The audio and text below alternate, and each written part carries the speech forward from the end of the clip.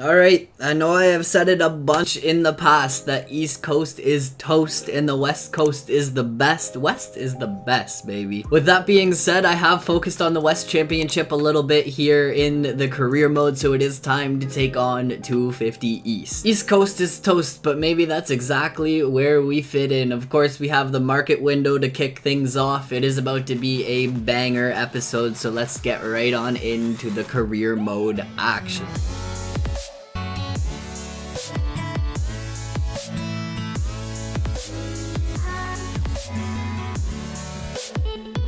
So we might as well take a look at our official team offers to start things off. No way I got offered Rockstar Husky right off the bat. TPJ Racing and Club MX Yamaha, which I'm not sure if I want Marchbanks to be my teammate right now. The only other two teams that I would like to maybe be on, or I guess there's kind of three teams, would be Troy Lee Designs, Red Bull KTM, of course Monster Energy, Yamalube Star Racing, Yamaha Factory Racing, that's a long team name, and the Monster Energy Pro Circuit Kawasaki team. Those would be the three teams that I would also like to be on. I kind of want to go for the KTM contract. We have nothing to lose. If they say no, we might as well. Oh, they actually, oh man. This is the first time any request has actually been accepted for me. I think we take this as a moment of history and we accept the KTM contract. Let's do it. Contract confirmed. Look at the kit. Look at the setup. We are looking fresh out here on the course. Troy Lee Designs, Red Bull, KTM. And get on my level. So coming into this race, I totally meant to change all of the race settings so that we were doing qualifying on medium race length and we got to do heat races and all of that good stuff. Of course, goon moment, I completely forgot. We're still taking on the realistic AI, but the race length is on short. I had it on short just for the purpose of the futures episode and I totally forgot to change it. So gate drop time here in Tampa. I'm gonna let these guys attack the track and we are taking on that 20-second head start challenge. It's just one of those days. I just recorded this whole episode and didn't click record, so I guess I didn't actually record this episode. I've been having audio issues and yeah, it just seems like one thing after another wants to go wrong here in career mode. One of those days with the recording grind. Anyways, we're gonna get out here and put some hot laps down on Tampa and have some fun with it. See if I can work my way up towards the front of the field. In the future episodes, we will bust out some qualifying and the heat races. Unless you guys seem to really enjoy this style of episode, just quick to the point, right into the action, you guys can let me know in the comments below. I even tried restarting it just to see if I could get back and finesse the race options, but we are locked on short, just at least for Tampa. In between rounds we can actually change it, but then I come back and record the whole episode, battle it out with the boys for 5 minutes, put on this comeback charge, and Sexton was actually a last lap pass for the win. And now here he is in 20th place. So it's crazy how much that restart can kind of change things. Floyd, I don't want to land on you, man. This triple on to this table in this section is definitely a moneymaker. You can see how much time I just gained on Sexton there. Yo, that is unfortunate because Sexton had a really good race going.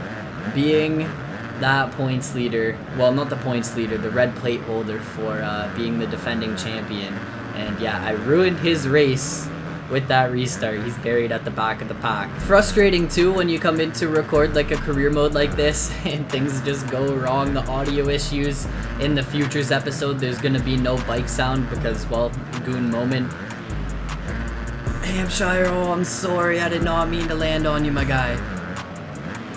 Getting a ton of passes in the bag. Marchbanks and Shimoda.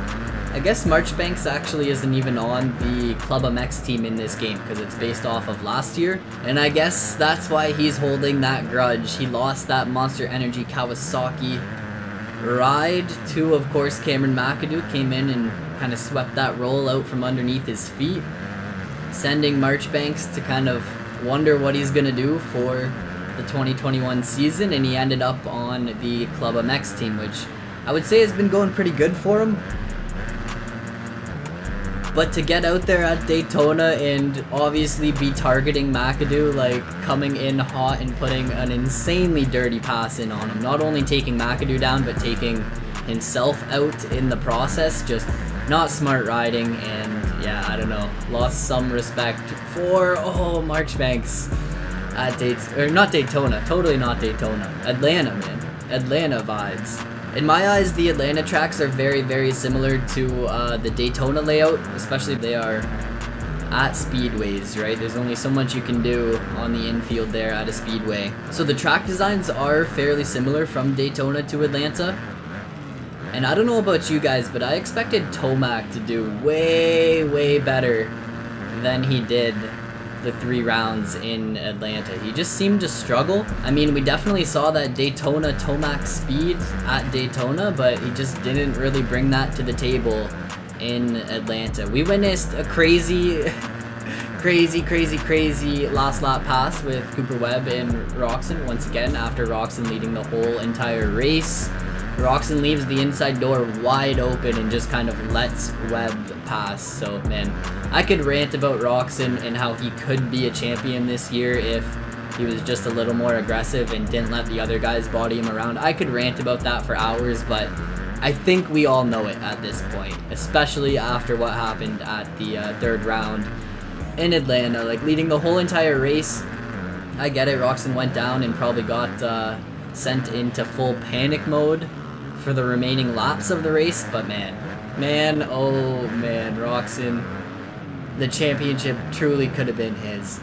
Anyways, with that being said, we are on to the last lap. I haven't even really been hitting any good laps. I know I can hit like 52-second lap times, but I even think this lap is already ruined from that section after the finish line. I didn't really hit it very good, but into the lead. We just got past John Short there, so it did kind of come down to the wire. Solid P1 for this last lap though, and let's see if I can just bring it home. Definitely a quick action-packed episode without doing qualifying or anything, and of course this race was actually only 5 minutes in length, so a quick career mode episode this time around, which is a bummer, but hey, it happens. It happens, and I will change the settings for next episode. Did I just hit my fastest lap? I'm not sure. It was doing a stoppie in the back.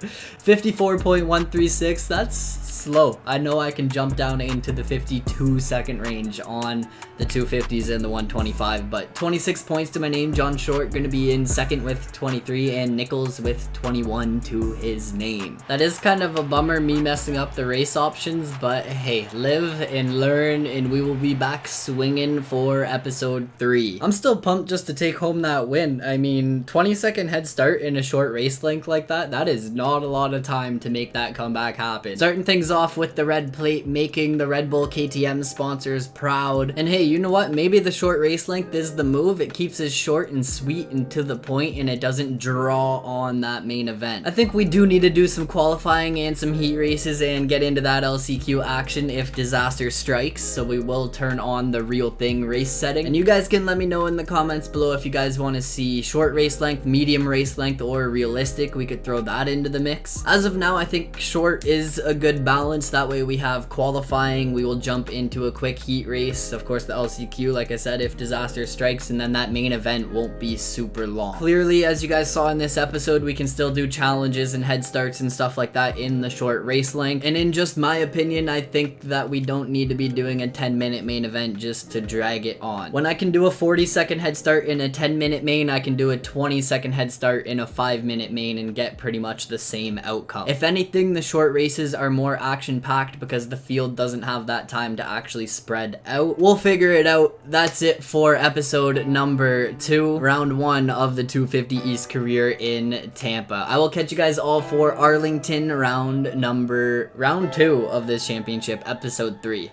That's gonna get confusing. Remember guys, oppose nothing, conquer everything. Peace out.